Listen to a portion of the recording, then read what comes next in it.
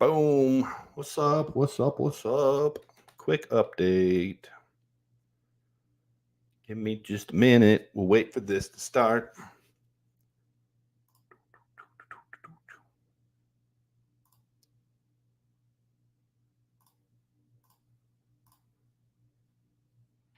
What's up? What's up? What's up? What's up? What's up?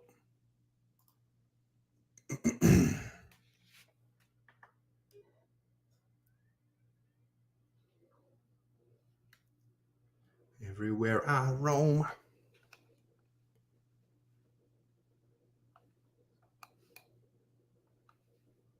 Where I lay my head is home. Yo! This was not scheduled. It's impromptu. Sometimes it's easier to go live to give these updates. So I'm going to give it just a minute for anybody who wants to join in. Give a little update on where things are. A little update on the roster. Yo, yo, yo. Fishing 702, Creighton, Wilfong, Alonzo Dog 37. Thanks for popping in. I know this is impromptu. I know, very impromptu. Very, very impromptu.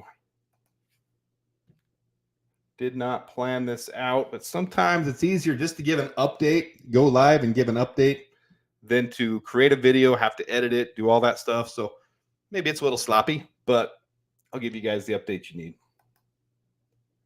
For those who checked out Free Talk Tuesday on Monday earlier, you would have already got this update, but I do have some stuff that I was pulling up on it.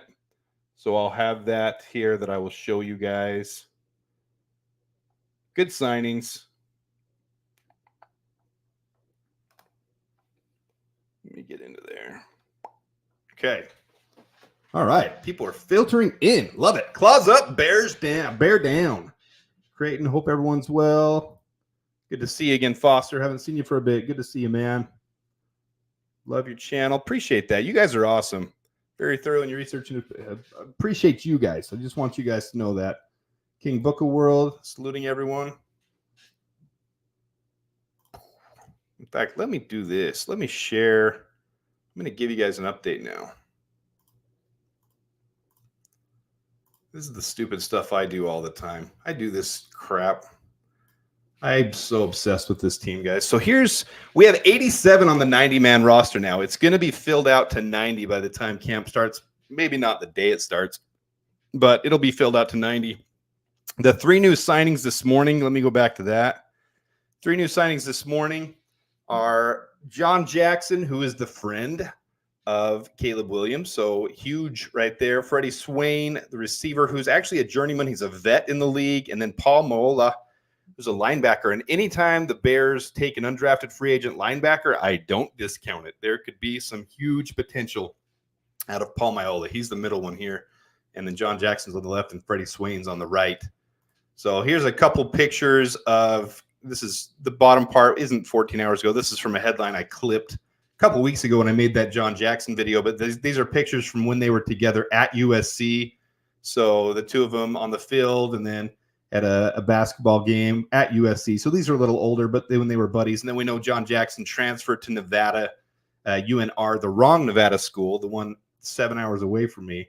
And he played there. He never got significant time. His dad did play 5 games with the Bears, actually, as a Bears receiver. His dad was a minor league baseball player who played college ball, who played as well for USC. And I think his grandpa played for USC as well. So there's some family history there. And John, from what I'm hearing, at training camp, didn't drop a single ball. Now, I don't know if that's true, but that's what I'm hearing is he prepped. He was in close communication with Caleb. He took it very seriously, and he was one of the standouts for sure from rookie minicamp. Didn't drop a ball and had a couple touchdowns. The other guy who had quite a few touchdowns, who was being highly regarded, was right here, was Freddie Swain, who is a journeyman in the league. And in fact, let's go. Let's pull this up. This is the stuff I like to look at, guys. I'll show you what I do when I start looking into these guys. Share my screen. Let's go to PFF, Freddie Swain. So here's what I look at. Here's Freddie Swain's profile on PFF. Didn't play in 2023. I don't remember if he was just a practice squad player, if there was an injury. I don't think there was an injury, but drafted in 2022 out of Florida. You can see the years he played. 2020 was Seattle, 2021 was Seattle, 2022 going back and forth between Miami and Denver. So not a ton of experience, and you can see his reps are limited. Let's get this a little bit bigger so you can see it. But right there, total of 64 targets, 42 receptions. That's not bad at all. 576 yards, so very limited action. 6 touchdowns in the league, though. So he had a couple with Seattle. These grades don't look spectacular. I don't know why his receiving grades are low, but his pass blocking grade is really high. So he could be an Equanimeous St. Brown replacement. This is just stuff I go through in my head as I'm looking at this initially, trying to understand the signing. I don't think it's a bad signing at all. And then as I go over the biggest thing I look at, I like to look at this number right here, drop percentage. That's a really good drop percentage, and contested catch. There were no opportunities last year, but 3 out of 7 the year before is not bad at all. Anyone who's close to 50% contested catch percentage is really good. Not everyone can be Romo Dunze where they have 75% contested catch rate. And then pass rating when targeted was good there with Seattle. So he's got some history with Seattle, and obviously Shane Waldron was there for part of that. So there's got to be a little bit of connection there with that. And I think that's part of the signing. So I think that's a big reason for that one. And I think it's a good quality signing. Let me pull up here. Let's go back. Let's go back to this real quick so you see the other ones. There's John Jackson. Nothing that screams off the paper other than his connection to Caleb Williams. And then he took it very seriously at training camp. And any guy who comes in prepared can make the league. So anybody who's willing to fight for it, I love it. And he's one of the guys that made the roster for the 90-man roster. So that's a good thing. And then last one, Paul Moala, linebacker from Georgia Tech. I know he played at a couple different colleges. The only thing that's really negative here is his height and weight. And those can't change your height, but being 6 foot's not going to kill you at linebacker as long as you can hit. As long as you can lay the lumber into someone, you're going to be fine. Maybe he needs to add a little weight. Definitely needs to add a little weight, but that can come as you fill into your NFL body. Everything else looks decent though. He wasn't drafted, and so there might be a reason he wasn't drafted. But from what you saw on, let me just look at this real quick. This is from the Bears website. So this is from the signings this morning. They announced there were 6 signings, but we already went over 3 of those yesterday. If you guys haven't checked that video out, check it out. There was Tommy Sweeney, the tight end, who was a journeyman as well. There was Leon Jones, the cornerback from Arkansas State, and then Deshaun Mallory, who's a defensive tackle, who started at Michigan State and then went to Arizona State. I wasn't super impressed with, mostly because of his size. It just doesn't scream off the paper as someone that's going to make this team, but he plays big from what I'm understanding. So he could be someone to make the practice squad and see if we can develop. And anybody working with Eric Washington is good in my book. I'm excited to see what they can do. So let's get rid of this. Let's get rid of that. And let me take you guys back to, I don't really show this stuff all the time, but I realize some of you guys like to see this. So I'm going to pull this back up. So this is the nerdy stuff that I put together. This is the 90-man roster right now as we stand. And it might look like we have a ton of wide receivers, but that's pretty typical for when you go into camp. So right now we have 1, 2, 3, 4, 5, 6, 7, 8, 9, 10, 11. But I think last year, in fact, I have it right here. Last year we had, I got to go to, get out of my way. Last year we had 12, I think. So DJ Moore, Darnell Mooney, Chase Claypool, Tyler Scott, Velus Jones. So 5, 6, 7, 8, 9, 10, 11, 12. Yeah, we had 12 going into camp last year. And then Trent Taylor was added later. I know a lot of you guys like to see this stuff, so I should probably show this stuff more often. But the orange ones are, I got to remember now how I created this. I do it every year. The orange ones are the guys who made the 53-man roster. That's what orange is. And then blue is the practice squad, I believe. Yes, that makes sense when I'm looking at it. So blue are the practice squad guys. And then you can see these things. These are my notes. So right now, as it stands, don't expect all these guys to be set, because last year, Mercedes Lewis, Trent Taylor, Yannick Ngakoue, Khalid Kareem, we signed all those guys later. In fact, we claimed Quindell Johnson later. John Parker Roma was added to the practice squad later. So a lot of things happened later. Look at all these that happened later after mini camp, mandatory camp for the team. So a lot of things will happen. Dan Feeney happened later. But this is how it looked last year. But here's where we are. This is what you guys are more interested. This is where we stand this year with the team. Sorry, I'm not looking at the comments right now. I'll look at the comments in a minute, guys. I think a lot of you guys like to see this stuff, but this is where we stand. 4 quarterbacks, 5 tight ends. You look at where we were last year with tight ends. We only had 5. So I don't know if that will change, but we could definitely do this exact same thing. Sign a tight end later to the team. And I'm keeping my eye on Mo Alie-Cox if he gets cut by the Colts, because the Colts are overloaded with tight ends, and he would be a perfect fit for us. So that's what I keep putting my eyes on. I like Mo Alie-Cox, but I think the biggest areas you might see another addition, maybe another center. I think we need another center for camp, possibly another linebacker, but most likely more defensive end help, defensive tackle help. We're not that. I mean, we got a decent group going in, but I think everybody agrees we need more help on the defensive line. Here's last year's. But the same thing happened last year. We added a couple guys after the fact. And Khalid Kareem ended up having a couple blocks on special teams. So these players are valuable as we get into this season, as we get later into the offseason. And some of these older guys, like Mercedes Lewis, they wouldn't sign. They're not going to do they're not going to do the optional stuff, the OTAs that start next week. They're going to do this stuff as it gets closer to the season. He's taking care of his body so he can have his longevity career. So let me close this out. Remove that. Let's look at some of these chats. Sorry, guys. I'm not even paying attention to those for a minute. Let's look at a couple things here. Funny, you said you're going to do a little less videos and you've been doing more. I told you guys when news breaks, when things happen, I will. But I was going to do my weekly thing, and I did the weekly thing this morning. I do have some family things tomorrow, so that's why I did the weekly one early. And a huge, huge prop to the Ty and Smy show for coming on. Kyle was awesome. Carl, oh, I'm so sorry. Carl was awesome coming on. If you guys didn't check that out, check it out from earlier. Let's see if there's anything else here. Yeah, if you guys don't know, the official schedule released is happening on Wednesday at 8 p.m. Eastern, so 7 Chicago time, 5 my time. But things will leak out before then. They always do. And so we know now that the Chiefs and the Ravens are playing Thursday night's game, the first game of the season on September, was it 5th, I think? Let me look at my September 5th. We know we have the very first game, the Hall of Fame game, on August 1st. Yeah, September 5th will be the Ravens and the Chiefs in Arrowhead. And then the 6th will be the Eagles and the Packers on Friday. I'm guessing the Bears are going to get a primetime game. There's so much hype and buzz around the Bears. I'm guessing we're going to get the Lions. And if that's the case, I think it would be at home, because I'm predicting we're gonna play in Detroit on Thanksgiving Day. So let's see some of these rookie minicamp. Why didn't they show Booker? He could decide how. They did show some stuff on Booker. I'm kind of irritated that teams like the Commanders have live streams and they have more access than we do. I don't know why the McCaskies aren't up with the times, getting us more access to that. We get stuff following the fact.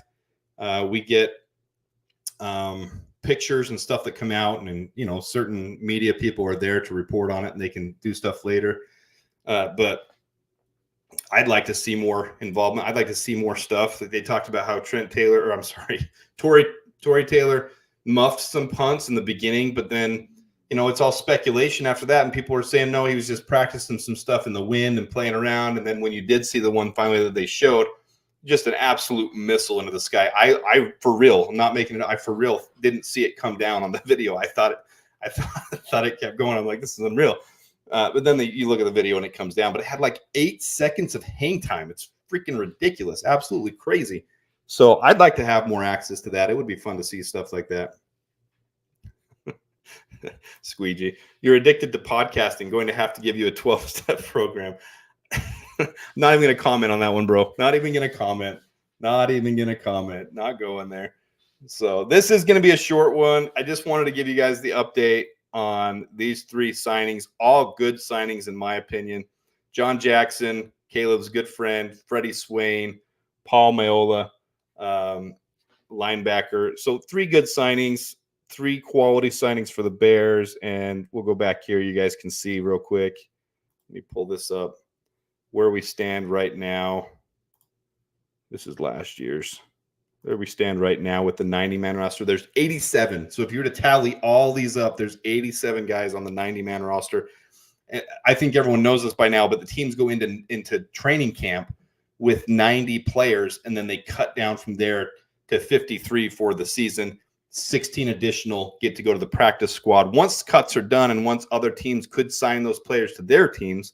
So you have 69 total on the team when you start the season. 53 on the main roster, 16 on the practice squad. But right now, here is our 87 that we stand with. They're 4 quarterbacks, 5 tight ends, all your offensive linemen that we stick with right now. I say tackle. I'm going to change that now.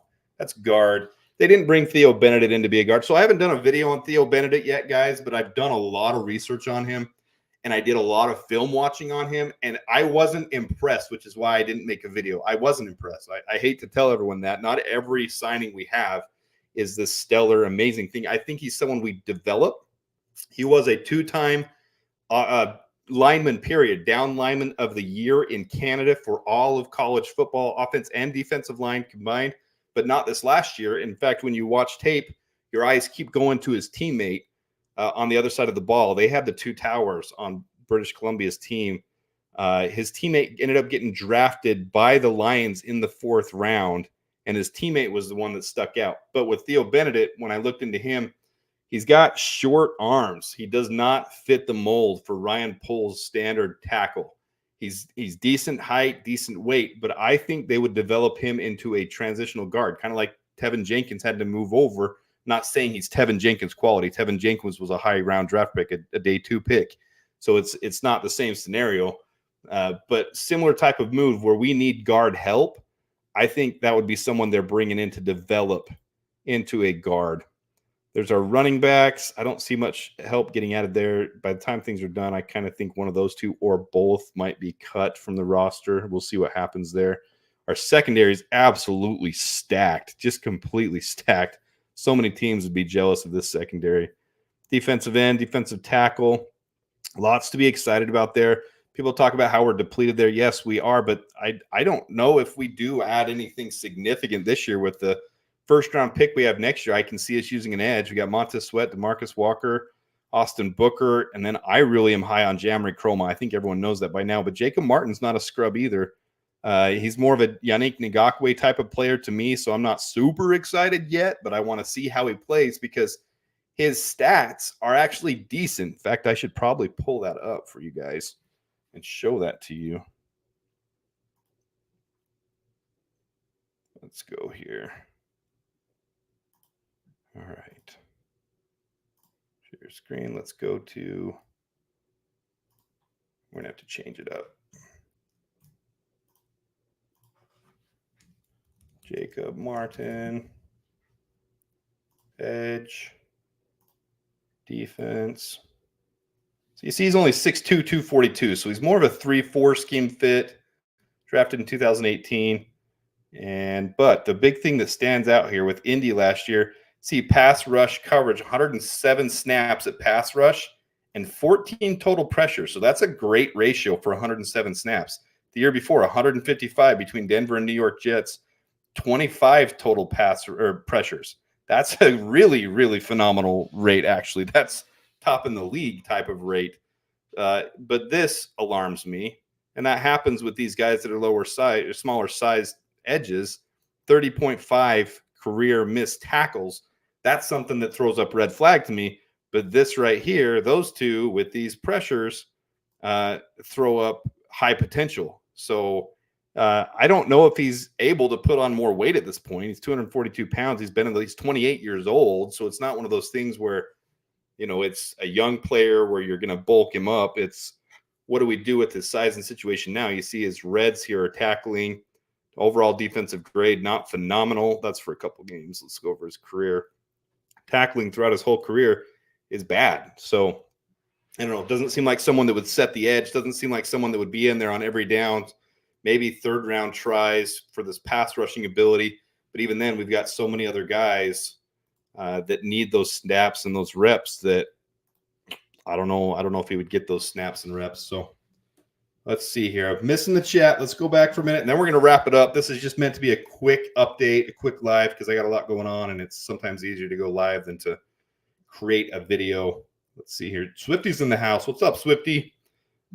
Bro, don't go there with me. Let's see this. Gregory Kiranabagaji has been hurt for quite a while. Wondering if it's really serious. No, the Bears have already addressed this. They've already said they knew about his injury from college. They were well aware of it, and it's just a matter of getting him ready. He won't be participating in OTAs. He'll be available for the preseason. So I don't think it's any concern at this point. I'm not too worried about it. They don't seem worried about it at all.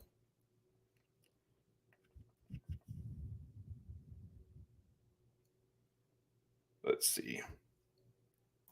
Thoughts on Carl Jones cracking the linebacker corpse? Any linebacker that the Bears bring in, I get excited about after Jack Sanborn, after everything this team does to, let's see here. Let me pull back up so you guys can see this. We all know how Jack Sanborn turned out, and we better freaking, where'd it go? Where'd it go? Who hit it from me? There it is. All right, so here's our linebackers.